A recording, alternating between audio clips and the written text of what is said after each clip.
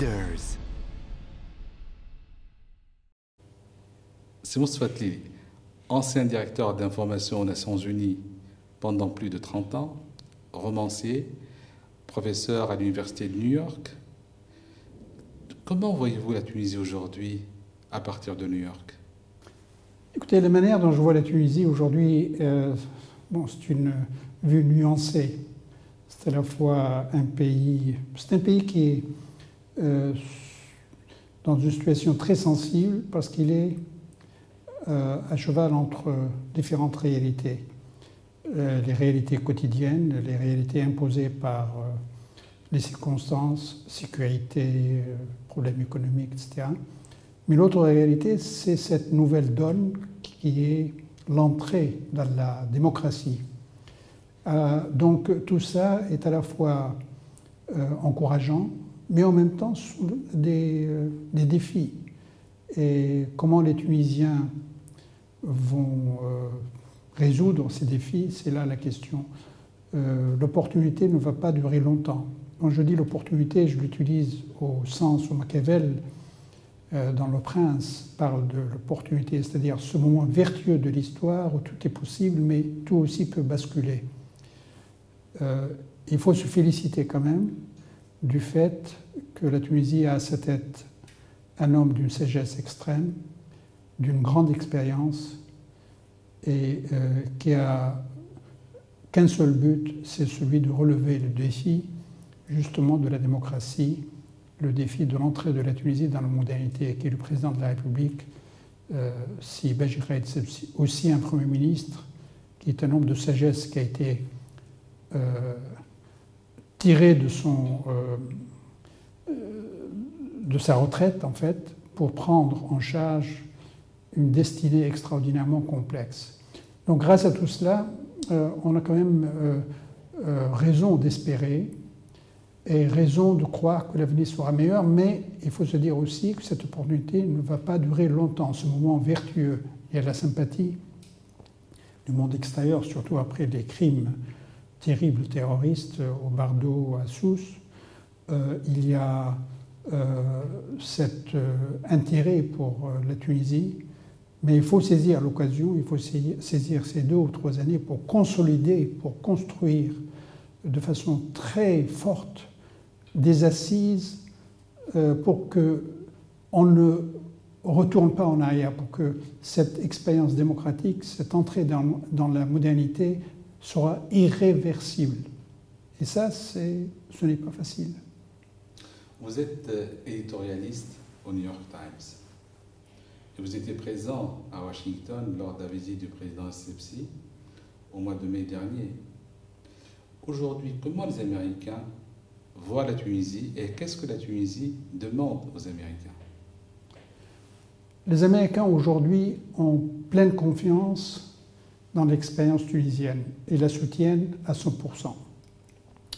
Car quand on voit un peu le désastre qui est toujours d'ailleurs ce qu'on a appelé le printemps arabe, qui s'est révélé être en fait un enfer arabe, la seule exception, c'est la Tunisie. Et cette exception, moi je l'ai écrit, justement, vous parlez du New York Times, j'ai essayé d'expliquer aux Américains que si la Tunisie est aujourd'hui là où elle est, c'est parce qu'elle est ce qu'elle est, c'est-à-dire par son histoire, par sa démographie, par sa culture, par sa situation géographique. La seule qui pouvait apporter une réponse à cette entrée dans la modernité, et que les freins qui existaient avant, une fois qu'ils ont été levés, balayés, eh bien la porte était ouverte pour l'entrée en force de la Tunisie dans la modernité. Donc de ce côté-là, les Américains sont extrêmement à la fois heureux qu'il y ait cette exception.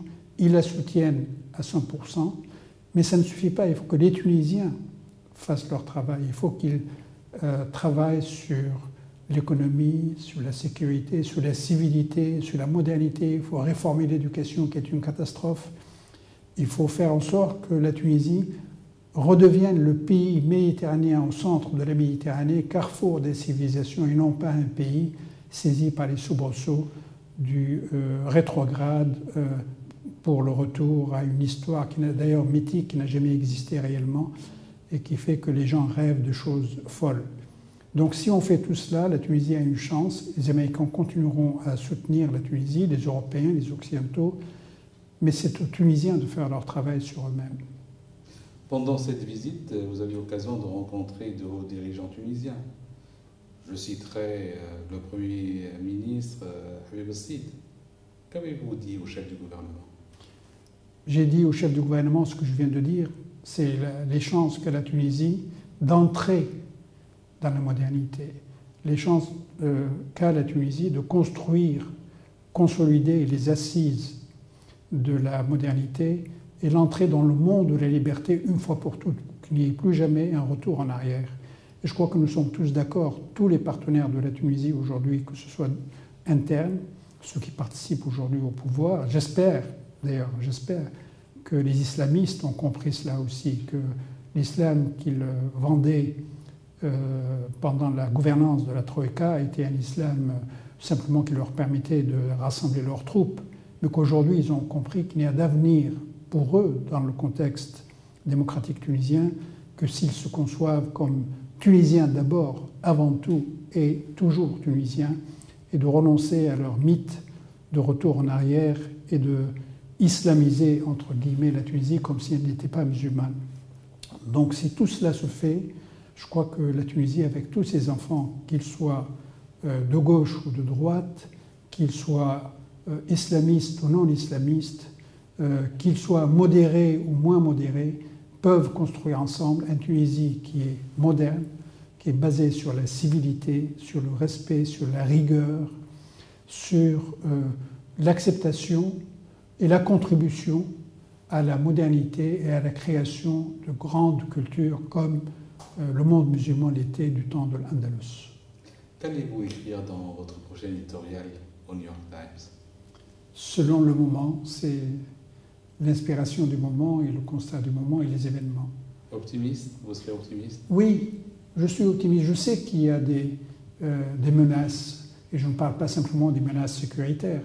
Je sais qu'il y a des difficultés, je sais qu'il y a des défis, mais je crois que c'est cet élan des Tunisiens vers l'avenir qui fait qu'ils sont inspirés par ce grand projet fascinant de la modernité, de la démocratie, de cette impossibilité pour eux de se concevoir comme retournant en arrière, qui fait que je sens que malgré les difficultés,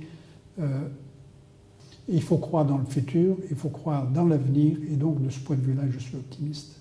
Par rapport aux autres pays de la région, je parle de la Libye, de la Syrie, de l'Irak, vous entrevoyez une évolution heureuse, ou rassurante du moins? Non.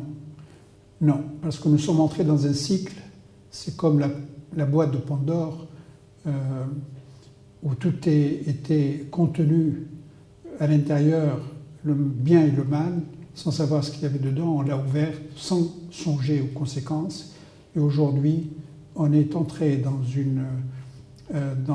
un cycle où des lames de fond ont sorti tous les cauchemars retenus par non seulement l'époque de répression, mais par la stagnation historique qui dure depuis des siècles. Et aujourd'hui, les génies sont sortis et les hommes politiques sont impuissants à retenir tous ces génies qui sont sortis de la bouteille, de la boîte, et on n'en voit que le début de ces communautés qui sont dispersées, ces différences ethniques, linguistiques, religieuses, qui n'ont jamais existé avant. Les Irakiens se concevaient d'abord comme Irakiens, les Syriens se concevaient d'abord comme Syriens, non pas chiites, sunnis, alaouis, etc. Tout ça aujourd'hui est remis en question et on ne sait pas ce que sera l'avenir. Quand on voit ces réfugiés démunis, ces millions de réfugiés, ces yazidis qui sont massacrés tous les jours, ces Turkmènes, la richesse ethnique, la richesse linguistique, la richesse, la diversité qui existait, qui faisait à la fois le passé, l'histoire, l'avenir du Moyen-Orient, qui est remise en cause aujourd'hui, eh bien voilà ce à quoi nous assistons, et je ne vois pas comment tout cela va rentrer dans l'ordre. Cette zone de forte turbulence va durer encore longtemps au Moyen-Orient? Oui, absolument. Et les hommes politiques se trompe s'il croit qu'avec des petits remèdes, on va mettre fin, on va faire rentrer le génie dans la bouteille. Parce que la lame de fond est une lame de fond.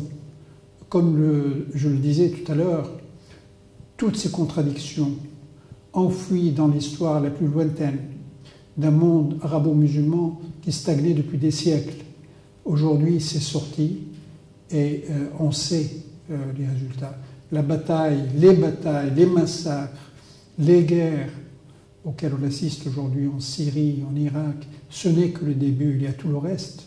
Que deviendra demain l'Arabie saoudite si ces mêmes contradictions ne sont plus contenues par les gouvernants? Que deviendra toute cette région du Golfe qui aujourd'hui évidemment vit sous le mythe protecteur du pétrole? Demain, quand le pétrole sera épuisé, que deviendra cette région? Et voilà tout cela auquel on assiste et auquel on apporte des petites solutions à la semaine, mais qui sera là parce que la réalité est la réalité et on ne sait pas comment elle changera un jour. Optimiste pour la Tunisie, inquiet pour le reste de la région? Tout à fait. Mais ça dépendra des Tunisiens, s'ils prennent en charge leur avenir et se concevoir comme Tunisiens avant tout, comme Méditerranéens, et non pas retombant dans le mythe de l'exclusivité arabo-musulmane qui n'est pas une réalité historique, on le sait parfaitement. La Tunisie a une histoire beaucoup plus riche et beaucoup plus ancienne que sa soi-disant histoire arabo-musulmane. Elle était romaine, elle était berbère, elle était phénicienne, et tout ça a fait l'identité tunisienne sur des milliers d'années.